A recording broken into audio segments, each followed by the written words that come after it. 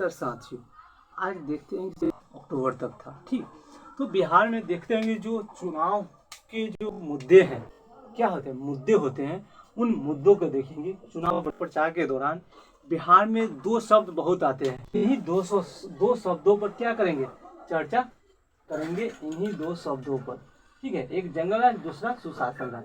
तो बिहार में जो 1990 को 2005 तक इनका और 2005 वर्ष, कुछ वर्षों को छोड़कर, हाँ, वर्ष 2005 से लेके 2025 तक में नीतीश कुमार का शासन रहा। पर इन्हीं पर विशेष रूप से चर्चा करेंगे और ये चर्चा करेंगे दो पर, एक जंगल राज और दूसरा सुशासन राज। ठीक है, तो जंगल राज के लिए जंगल राज के शासन को क्या, लालू प्रसाद यादव का जो शासन रहा, लालू प्रसाद यादव उसके लिए किया था, और एक है सुशासन राज, वो नीतीश कुमार के लिए किया जाता है। ठीक, तो चुनाव प्रचार के दौरान होता है, दो शब्द हैं, एक जंगल राज, एक सुशासन राज। ये दोनों शब्द जो राजनीतिक प्रचार में बीजेपी हो और जेडीयू हो, विशेषकर इन दो पार्टी कौन, और यही दोनों क्या करते हैं, इन दोनों शब्दों का इस्तेमाल करते हैं। आखिर क्यों?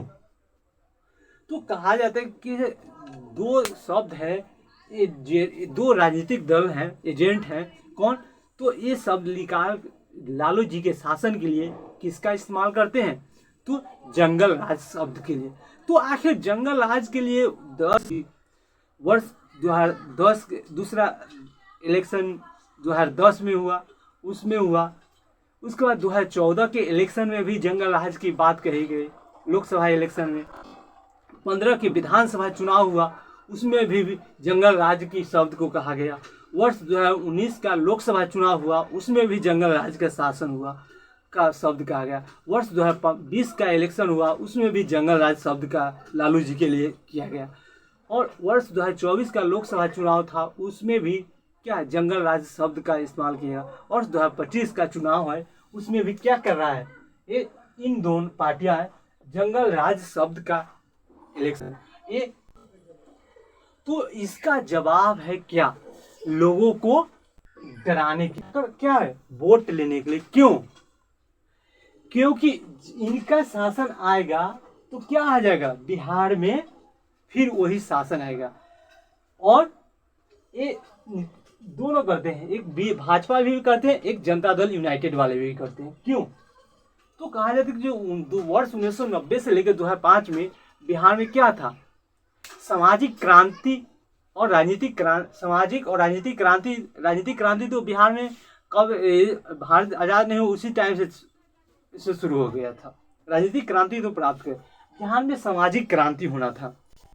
बिहार में सामाजिक क्रांति, बिहार में तो ये शैक्षणिक और आर्थिक स्तर पर होना था। बिहार में आज़ादी के पहले भी और आज़ादी के बाद भी राजनीतिक क्षेत्रों में, राजनीतिक कार्यक्रमों में क्या है, ये भागीदारी देखने को मिल गया। लेकिन जब भारत आज़ाद हुए और बिहार भी एक राज्य बना अन्य राज्यों की तरह भारत के, तो बिहार में सामाजिक और शैक्षणिक क्रांति क्या, समाज के कुछ ही वर्गों तक ही सीमित रह गया। ठीक है, समाज के कुछ ही वर्गों तक क्या रह गया, सीमित होने की वजह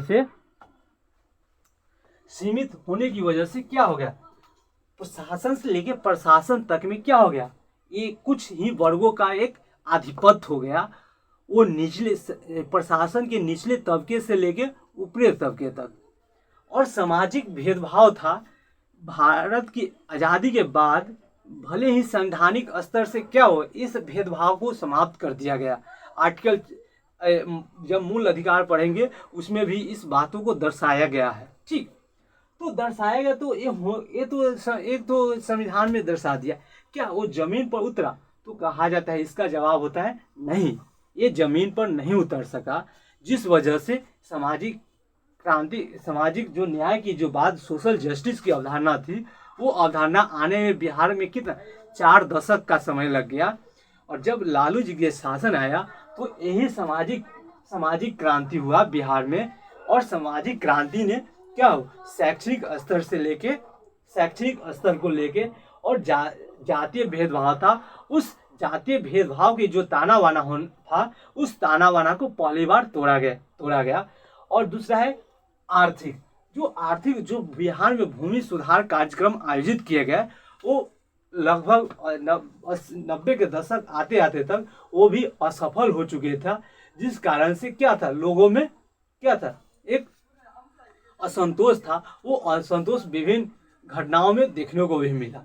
ठीक है, तो प्रशासन, तो समाज, जब एक समाज निचले स्तर के जो समाज है, ठीक है, उनकी आर्थिक स्थिति खस्ता हाल है, सामाजिक गांव घर शहर में उनके क्या है, हमेशा भेदभाव स्थिति रखाया जाता। उस स्थिति से दूर भगाने के लिए लालू जी ने कहा था चुनाव में, मैं तुम्हें स्वर्ग दूंगा। लालू जी ने स्वर्ग तो नहीं दिए, स्वर्ग जो अवश्य दिए, और वो स्वर्ग को रखे, जिस कारण से जो शासन प्रशासन में आया परंपरागत नेचर था, उस परंपरागत नेचर को पहली बार लालू जी के शासन को तोड़ा गया।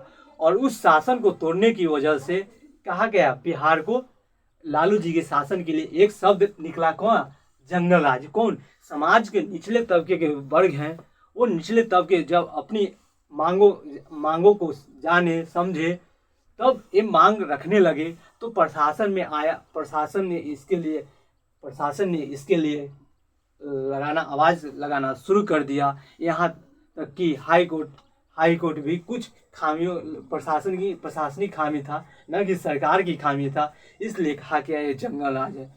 तो उस शब्द को लेके लोकसभा चुनाव हो, बीजेपी और जेडीयू वाले, बीजेपी लोकसभा का चुनाव हो, उसमें भी बिहार विधानसभा का चुनाव हो, असेंबली चुनाव हो, उसमें भी जंगल राज की लगते। क्योंकि जो सुशासन बाबू की जो राजनीतिक था, नीतीश कुमार का जो शासन था, बिहार में आर्थिक प्रगति होना चाहिए था, शैक्षणिक प्रगति होने चाहिए थे, रोजगार के अवसर सृजित होने चाहिए थे, पलायन की समस्या पर रोक होना चाहिए, पलायन की समस्या में कमी आना चाहिए था। उसके बाद जो बाढ़, बिहार के आधे भाग जो उत्तरी बिहार है, वो लगभग बाढ़ से पीड़ित रहते हैं, आधे भाग। उस बाढ़ की निरंतरता में कमी होना चाहिए, वो निरंतरता में कमी नहीं आई। इस वजह से जो राजनीतिक बीजेपी वाले हो या जनता दल यूनाइटेड वाले हो, वे सब क्या करते, जंगल राज कह कर एक दूसरे को क्या करते हैं, डराते हैं। डराने का कार्यक्रम आयोजित किए गए। इनका वश चला तो अगले 1000 वर्षों तक ये जंगल राज के क्या है, राग अलापते रहेंगे। तो नीतीश कुमार ने जो शासन प्रशासन को स्थापित किया, उस स्थापित करने में अफसरशाही की भूमिका ने इतना कर दिया कि बिहार की जनता क्या है, भ्रष्टाचार, ये नीतीश कुमार के शासन में अफसरशाही ने भ्रष्टाचार के एक नए मुकाम को हासिल कर लिया। बिहार में ना ही नीतीश कुमार ने बिहार में शैक्षणिक स्तर को ऊपर उठा सका, जिस वजह से बिहार में जो छात्र पढ़े भी, उनके क्या हो, शैक्षणिक कोटि में शैक्षिक जो स्तर होने चाहिए वो निम्न कोटि का रहा। यूनिवर्सिटी में आज जाइए, Muzaffarpur university, B R Ambedkar university हो, मिथिला यूनिवर्सिटी हो या पटना यूनिवर्सिटी हो, पटना यूनिवर्सिटी का ये हाल है कि जो क्या है, जो गेस्ट प्रोफेसर है उसको नियुक्त करके परमानेंट प्रोफेसरों की नियुक्ति नहीं हो रहा है। जयप्रकाश नारायण यूनिवर्सिटी का हो, वही स्थिति है। फिर यूनिवर्सिटी है, उसका भी स्थिति है। तो बिहार में जो प्रोफेसर की नियुक्त होंगे, तभी तो क्या होंगे, बच्चे को पढ़ाएंगे, बच्चे पढ़ेंगे तो क्या होंगे, अपने आप क्या है, रोजगार का सृजन भी कर लेंगे। शैक्षणिक क्या है, कहीं पर भी बेहतर संस्थानों में पढ़ा सकते हैं। तो ये काम होना चाहिए, शैक्षणिक क्रांति बिहार में होना चाहिए। वो शैक्षणिक क्रांति क्या हो, उस शैक्षणिक क्रांति नहीं हो पाई। और दूसरा है कि जो दूसरा शैक्षणिक क्रांति नहीं हो पाई, जिसके कारण बेहतर प्रोफेसर नहीं, बेहतर छात्र नहीं निकल सके, जिस वजह से इनकी नीतीश सरकार की सबसे बड़ी असफलता रही। और ये असफलता को छुपाने के लिए क्या करते हैं नीतीश कुमार, जंगल राज के अलापते हैं। इसमें इस जंगल राज नीतीश कुमार के जो बिहार असेंबली है, तो कहा जाता है केंद्र में जब बीजेपी सत्ता में आया 2014 में, उससे पहले ही जंगल राज के कहा गया। क्यों? 2014 में तो कहा गया कांग्रेस का जो शासन रहा उसमें कहा भ्रष्टाचार, 2015 में कहा कि हम आएंगे तो जितने भ्रष्टाचारी हो उससे क्या है, स्विस बैंक में पैसा रखा उस पैसा को लाएंगे और नागरिकों में 15-15 लाख रुपए, वो सब एक जुमला था, जिस कारण से लोग एक उम्मीद भरे किरण जो प्रधानमंत्री है वो उम्मीद, लेकिन क्या हुआ, प्रधानमंत्री उस उम्मीदों पर बिहार की जनता ने 2014 के इलेक्शन में 31 लोकसभा सीट दिए, 2019 में 39 लोकसभा सीट दिए। तो केंद्र सरकार ये नरेंद्र मोदी का शासन सरकार है, जो अगर बिहार ने और बिहार की मांग था, बिहार के लिए मांग था क्या, विशेष राज्य का दर्जा, वो भी नहीं दे सके। पटना यूनिवर्सिटी के लिए नीतीश जी ने शताब्दी समारोह पर कहा गया था, मांग किए थे पटना यूनिवर्सिटी को आप सेंट्रल यूनिवर्सिटी बना दीजिए, तो उसके लिए भी नहीं हो सका। ना ही बिहार को क्या मिला, विशेष राज्य का दर्जा, ना ही पटना यूनिवर्सिटी को केंद्रीय विश्वविद्यालय का दर्जा मिला। ये शैक्षणिक रुकावट ये है जो तकनीकी शिक्षा को बढ़ावा देने के लिए। तो बिहार में जो शैक्षणिक क्रांति नहीं हो पाई, और शैक्षणिक क्रांति नहीं होंगे तो आर्थिक क्रांति होंगे क्या, नहीं होंगे। तो आर्थिक क्रांति होने चाहिए। बिहार क्या है, एक कृषि आधारित क्या है स्टेट है, यहाँ की आधी आबादी क्या है, कृषि से जुड़े हुए हैं।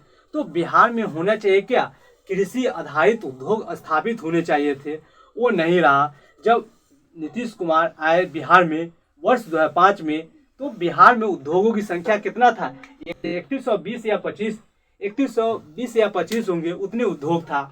आज 2025 में बिहार में उद्योगों की संख्या कितना रह गया, तो 2012 उद्योग हो रहे हैं। उस समय 2005 में क्या था, उद्योग में चीनी मिल था, वो चीनी मिल भी 5 या 4 चीनी मिल ही संचालित हो रहे हैं। दूसरा, बिहार का जो देखेंगे तो उत्तर पश्चिम का इलाका अलग है, उत्तर का जो सीमांचल का इलाका अलग है, मिथिलांचल के इलाका में अलग है, दक्षिण बिहार की स्थिति अलग है, पश्चिमी बिहार की स्थिति अलग है।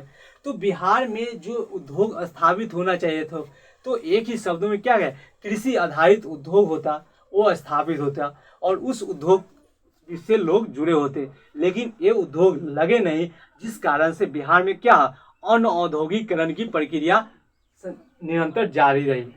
दूसरा है, इन औद्योगिकरण नहीं होगा तो क्या पलायन की समस्या रोक पाएंगे, नहीं रोक पाए, जिस कारण से लोगों के आर्थिक प्रगति एकदम बद से बदतर होते चली गई। वर्ष 2005 में ह्यूमन डेवलपमेंट इंडेक्स था, उससे भी बुरा स्थिति अभी का ह्यूमन डेवलप, जब दोनों का तुलनात्मक अध्ययन करते हैं तो क्या है। दूसरा चीज है भ्रष्टाचार। उस समय तो क्या, जो अधिकारी लेते थे पैसे, उसको क्या, जैसे अधिकारी को कंप्लेन करके सस्पेंड किया जाता था। लेकिन आज क्या है, अरे आप कंप्लेन भी करेंगे तो उस कंप्लेन को क्या है, सुनने वाला आज कोई नहीं, पूरी तरह से क्या है, अफसरशाही तंत्र है। बेगर 500 हज़ारिया दिए हुए क्या है, आपका काम नहीं होगा, जिस वजह से बिहार में क्या, अफसरशाही ने भ्रष्टाचार को क्या किया है, भ्रष्टाचार को बढ़ावा दिया,